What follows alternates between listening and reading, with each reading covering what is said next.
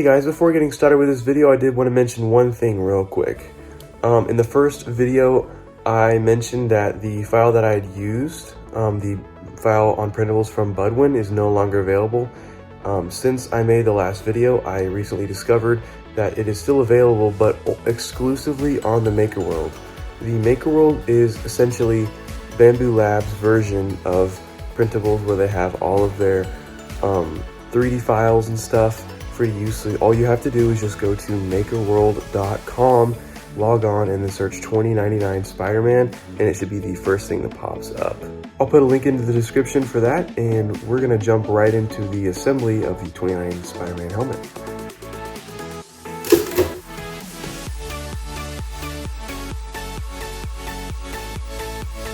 Alright guys, we are at the desk now, so let's get straight into removing all of these supports.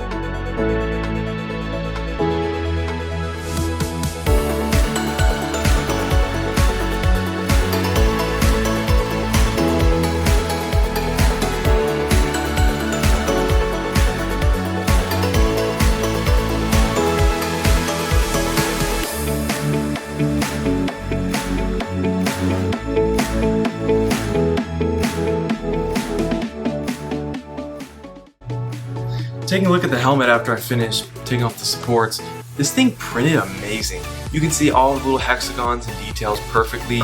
Up by the top there is a little bit of ringing. I don't know if you can see that right there.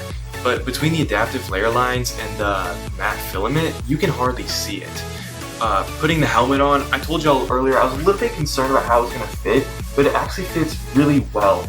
My ear is pressed down a little bit right here, but it's not too much. This is supposed to be form-fitting anyways.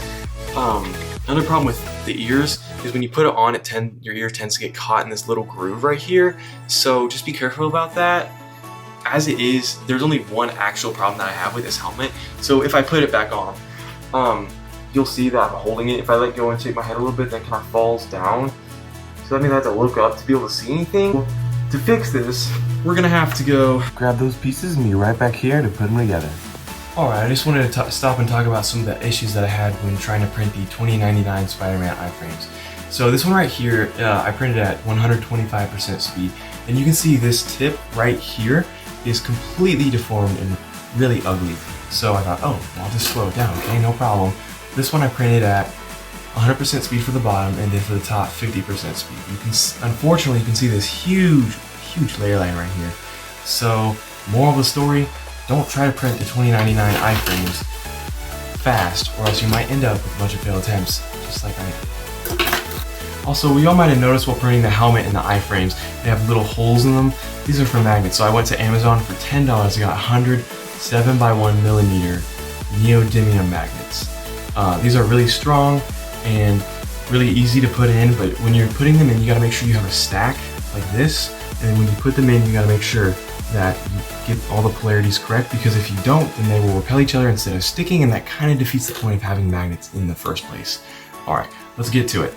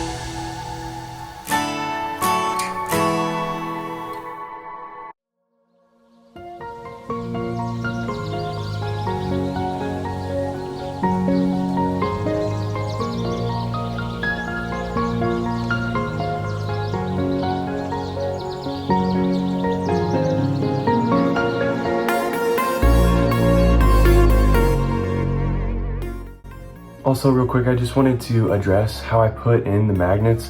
You kind of saw, but I ended up double layering it a little bit because some of the holes are a little bit deeper on the helmet. So I just targeted like key points that would be like in the stability of it sticking together. For example, like here I did it double here, maybe here on the corner, basically on the corners and such. And then like on the corners of the eyes, like right here and here, and then here. And then the same thing on the iframes part of the thing too. That's pretty much how I did it. You can do it how you want. Honestly, if you scale it down, it might be a little bit easier. You might not have to do that as much. But I just wanted to let you know because it's a problem that I kind of ran into. It's not really a problem, but I would just suggest you get extra, at least a little bit extra magnets for you to use. Okay, so you're probably wondering what kind of thing I'm going to be using for the eyes. I tried printing the eye lens that was provided in the files by Budwin, but you could hardly see through it, and I don't want to not be able to see through it. I need to be able to see through it. So I went on Amazon for like $5 to $10. I got a pack of maybe 10 PC fan vent meshes, I guess. And you can see really well through this, really high detail. It only slightly darkens it, but it's so minimal that you don't even notice. So I'm gonna cut these out, and the good thing is if I mess up, then I just have 10 more tries that I can do. And also you can get more than one thing through these, or cut out from these. Let's just jump right into it, honestly.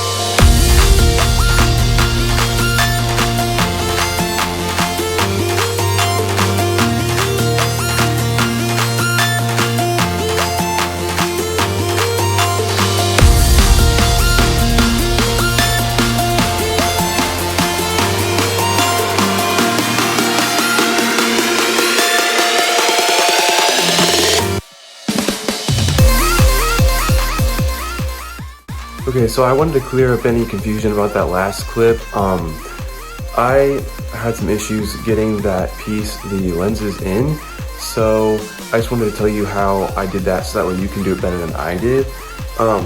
Looking back, what I would have done is gotten the helmet, and instead of putting glue like on the inside and on the edges and all around, there's like little grooves in there. You can see that, like you see through the lens and you can see the grooves. Just put it on top of that overhang, and then it'll stick right to it. And then you can kind of see that there's a little bit of like, you can kind of see the glue. And what I did with that is I just got like a black marker or a black Sharpie and just color over that, because there's not really any good fix to that. If you're doing like a different color helmet, like a white helmet or something like that, then you won't really have as much issue with that because it's just white on white. But if you're doing like navy blue or something, then you probably want to go grab a Sharpie or a marker that's that color and cover up the white hot glue.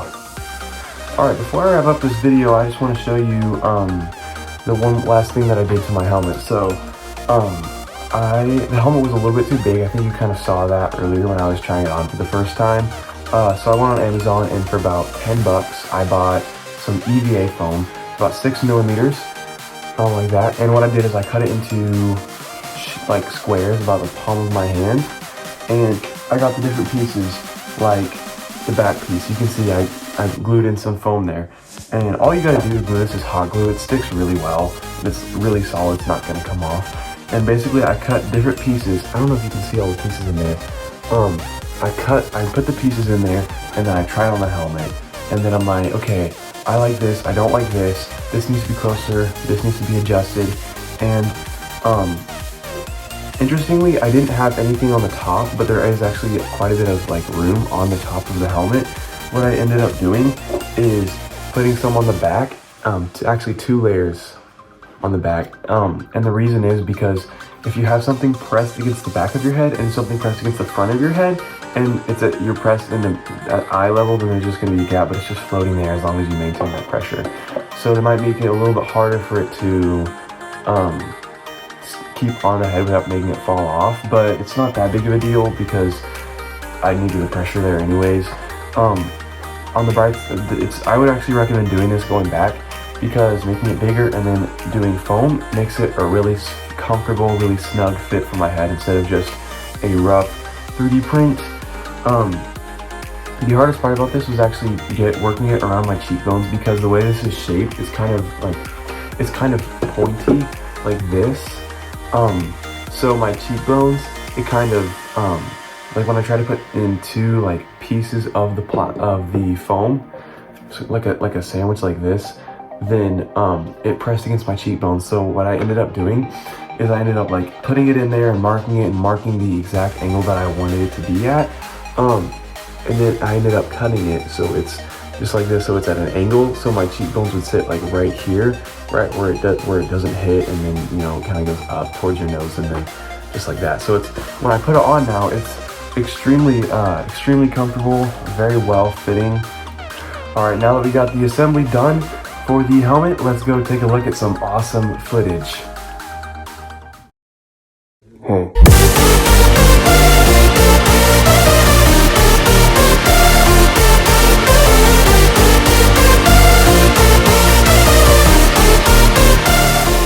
Hey, you guys still there?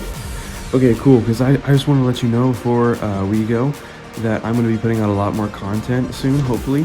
The first one being, I'm going to make a video about Soar's Keyblade, and then after that I'm going to jump straight into a series about how to make a cosplay helmet involving really popular helmets, and it's going to be really exciting. I'm really excited to do that, and if you want to see more content like this, if you're looking forward to seeing that sort of content, then like, subscribe, turn on that notification bell, and I'll see you in the next video.